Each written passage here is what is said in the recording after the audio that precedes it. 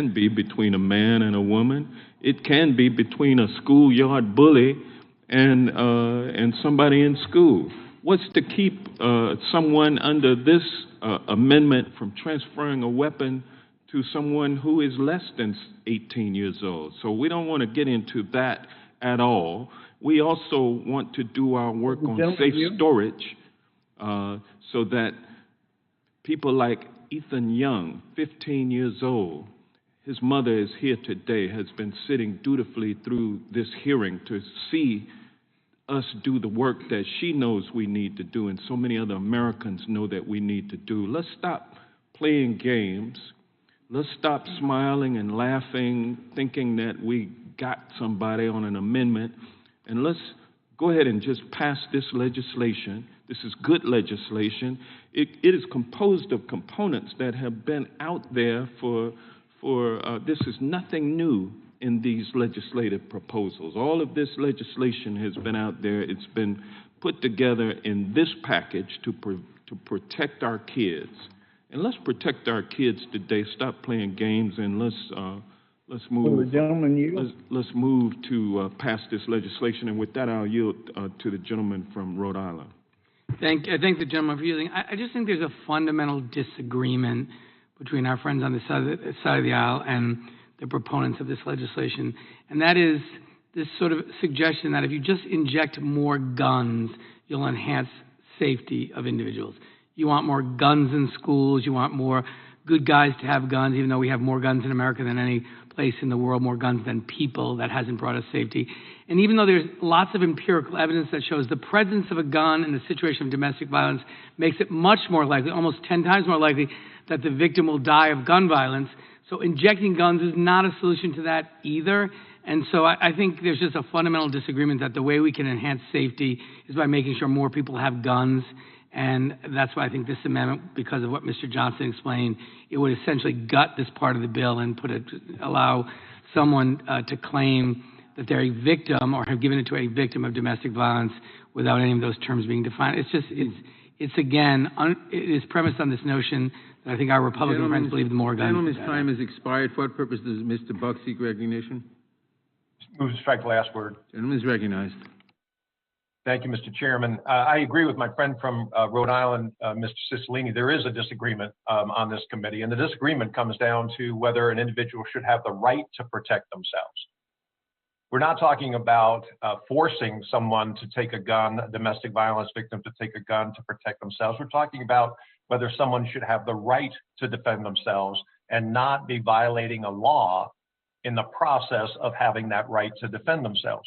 Now, given the situation, my colleagues on the other side of the aisle may very well say, I don't want that gun. I don't want to defend myself with a gun. I'm willing to suffer whatever consequences there are from the predator in the domestic violence situation, and I don't want the gun. That's fine. You have that right. You have the right to go hide in the closet and do whatever you want to do. Mr. Massey's amendment is something different. For a man or a woman who is a victim of domestic violence to be able to stand up and protect themselves is a fundamental right that we have in this country. And for my Democrat colleagues to suggest that they want to take that right away, I think is really dangerous. I also, it is just amusing to me that people on the Judiciary Committee in the United States House of Representatives are asking the question, what is a domestic violence victim? We know what a domestic violence victim is.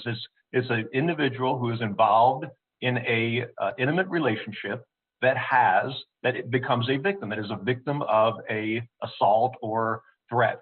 Now, to suggest that some schoolyard bully is a domestic violence victim, we all know that's not true. You're raising issues out there that aren't accurate. If you really cared about domestic violence victims, you would talk to Mr. Massey right now and say, let's define domestic violence victims if there is some doubt about what the definition is, and let's move forward with this amendment. And with that, I yield to my friend from Kentucky, Mr. Massey. I thank the gentleman from Colorado. Everybody on the other side of the aisle is looking for the gotcha in this amendment. There is no gotcha.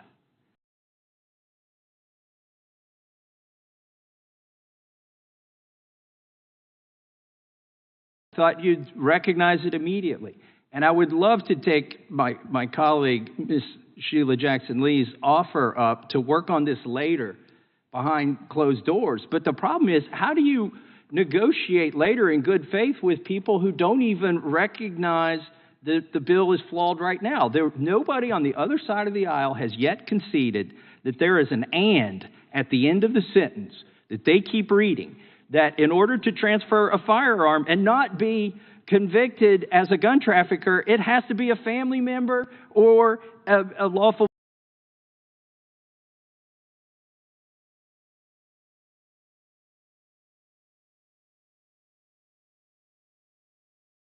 Because there should not be such an exception Wonder if to the bill. Mr. Buck would yield to me to supplement your point if you're done. Not quite.